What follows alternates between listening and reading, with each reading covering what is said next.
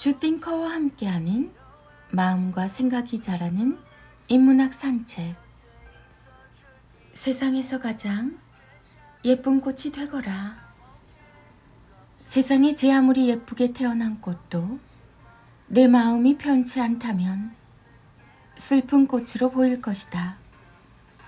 길가에 핀 이름 모를 들꽃이 가장 예쁘게 보이는 것은 지금 내 마음의 사랑의 시선이 향긋하게 머물기 때문이다. 나이가 들수록 오직 내면과 정서의 평온한 시작이 나를 살리는 유일한 끈이다. 세상 어디에 없는 가장 좋은 마음에 피는 꽃은 영원히 시들지 않는다. 김주영 작가, 긍정어구, 필사의 힘. 카카오톡 김종원 작가님의 하루 10분 인문학 수업. 자신에게 꽃길을 허락하라. 샵 13. 살기 힘들어 죽을 것만 같던 지옥과 같은 시간을 보내다가도 다정한 말에 희망이 생기듯 자신에게 건넨 다정한 말에 힘겨운 나날은 사라지고 향긋한 꽃이 피어난다. 나는 내게 다정한 사람이다. 나는 언제나 내게 꽃처럼 향긋한 희망만 선물할 것이다. 김종원 작가, 긍정학원, 필사. 네이버 블로그 김종원 작가님과의 대화. 대가의 말을 이해하기 힘든 이유. 맛없는 와인을 먹기에 인생은 너무나 짧다. 괴테의 말이다. 이 말은 와인을 즐기기 전부터 알고 있었지만 진실로 공감하기까지 꽤 오랜 기간이 필요했다. 머리로는 이해하지만 삶에서 실천하지는 못했기 때문이다.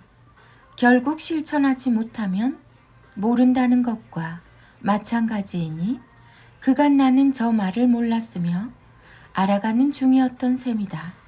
한마디 말을 하는데 왜 그 오랜 기간이 필요했던 걸까? 이유는 다음 세 가지에 있다. 1. 와인을 즐길 물질적인 여유가 필요하다. 당장 먹을 게 급한 사람에게 수준 높은 와인은 너무나 멀리 떨어진 허상과도 같은 존재다. 2. 섬세하고 미묘한 차이를 느낄 수 있는 감각과 그 가치를 아는 안목이 필요하다. 이것은 그저 돈만 많으면 되는 게 아니다. 지성과 센스가 모두 발달해야 가능한 수준이기 때문이다. 3. 여유가 있지만 그 여유를 자랑하지 않고 침묵할 내적 수준이 필요하다. 내적 수준이 여기에 도달하지 못한다면 무엇이 가치가 있는 것인지도 측정할 수 없다. 대가의 말이 머리로는 알겠지만 실천이 되지 않는 이유가 바로 여기에 있다. 삶과 정신이 그 위치에 도달하지 못한 상태에서는 그들의 말도 내 안에 담기 힘들다. 단순히 말만 읽고 암기하는 게 아니라 그들의 삶을 바라보며 그 수준이 되려는 노력을 시작해야 한다. 삶이 선을 맞추면 말은 저절로 따라온다. 베토벤과 괴테. 요즘 베토벤의 음악과 삶에 거의 빠져 있다. 딱 하나만 선택해야 한다면 음악은 베토벤, 책은 괴테, 이렇게 말하고 싶다. 하지만 중요한 건 우리의 인생은 짧기 때문에 굳이 단 하나의 선택지가 존재하는데 이 3순위에 손길을 줄 필요가 있을까 싶다. 베토벤을 주제로 책도 쓰고 강연도 하고 싶다. 당연히 검색만 하면 나오는 그런 정보가 아니라 누구나 바라보고 있지만 나만 보고 느낀 것을 전하고 싶다.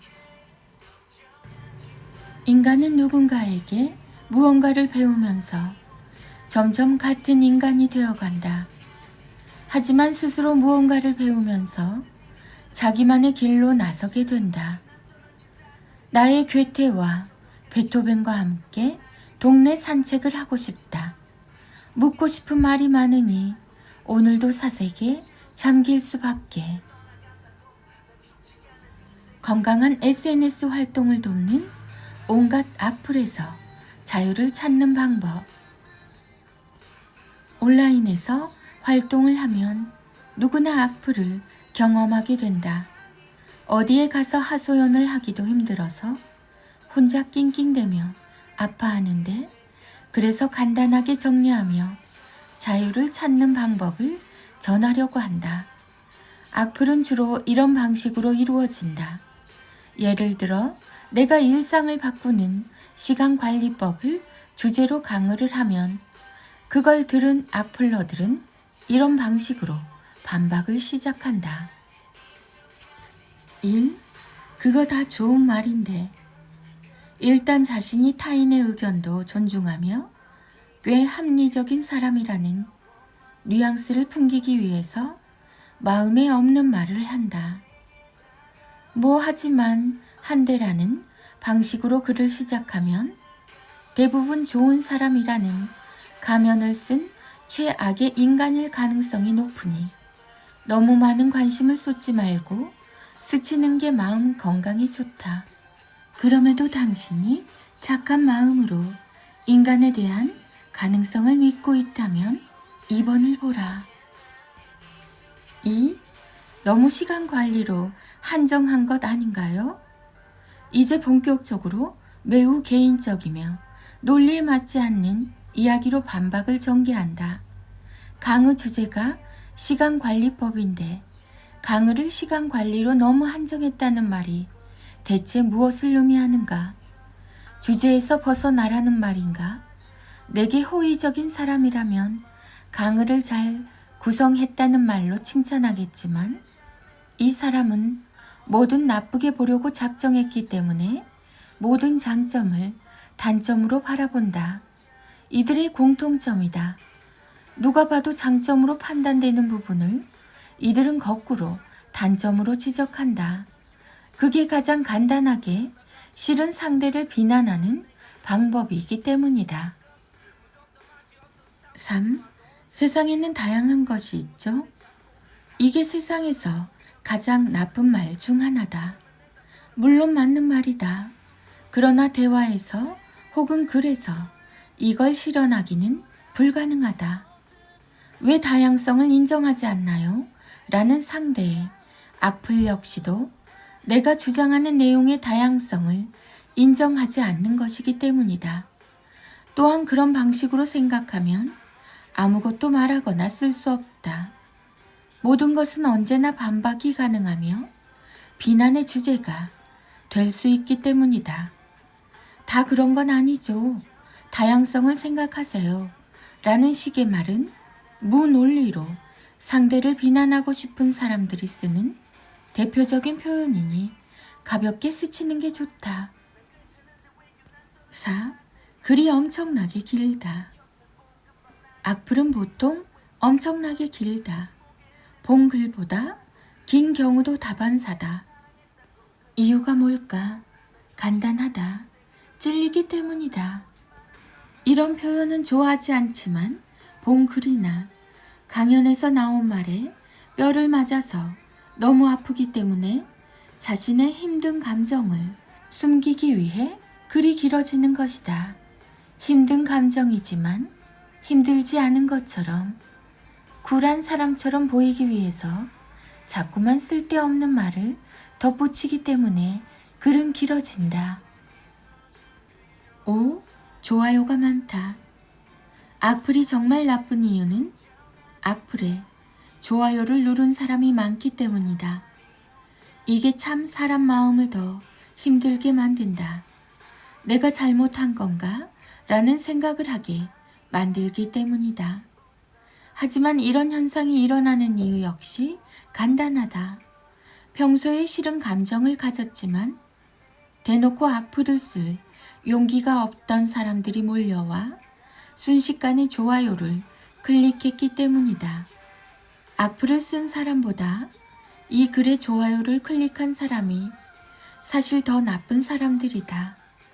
당신의 정신 건강을 위해서 이들 역시도 악플러와 같은 취급을 해서 스치는 것이 좋다.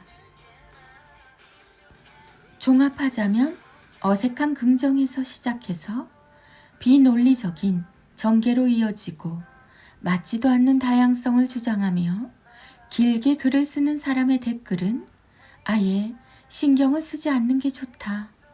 그는 비난 이외의 말은 하지 못하는 사람이기 때문이다. 비난은 창조와 전혀 닿지 않는 세계에 있는 저급의 표현이다. 내가 이 글을 쓴 이유도 거기에 있다. 당신이 그런 방식의 수준 낮은 사람에게서 벗어나 창조적인 일과 삶에 더욱 많은 시간을 투자하기를 간절히 소망하기 때문이다. 카카오 채널 김종원 작가님의 기적의 필사법. 아이의 정서 지능을 높이는 8가지 말. 잘했어? 이겼어? 라는 말이 아이의 정서에 최악의 영향을 미치는 이유. 모든 아이는 성장하면서 친구들과 혹은 잘 모르는 사람들과 경쟁을 하게 됩니다. 운동과 시험을 비롯해 일상에서 마주치는 다양한 곳에서 아이는 지금도 경쟁을 하고 있죠. 그런 순간을 마치고 돌아온 아이에게 부모의 이런 말은 정서에 부정적인 영향을 미칩니다.